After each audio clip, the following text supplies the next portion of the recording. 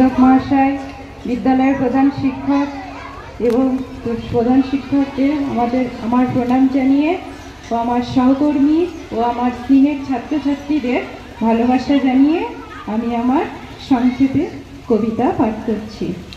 কবিতাটির নাম 25শে বৈশাখ। শুধু ফুলে নয়, মালাই নয়, জন্মদিনে বরণ করি মনে, কীর্তি তোমায় করেছে মহান, তুমি আছো বিশ্ববাসীর প্রাণে। প্রতি বছর তোমার জন্মদিন 25শে বৈশাখ আসে ঘুরে ঘুরে। পূজিত হও তুমি বিশ্ববাসীর চিন্তা চেতনা হৃদয় মন্দিরে।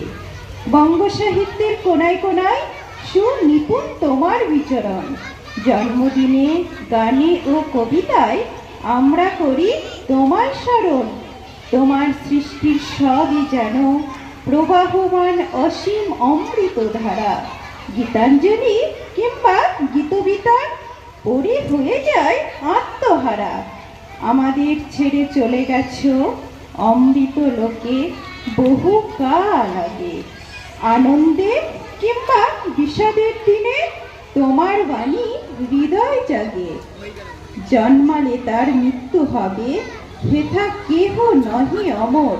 তোমার সৃষ্ট অমৃত বাণী করেছি তোমায় অমর।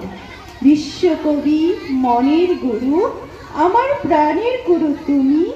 দিন রাত পাই তোমার ছোঁয়া, ধন্য যে হই আমি। দিন রাত পাই তোমার ছোঁয়া, ধন্য যে হই আমি। নমস্কার।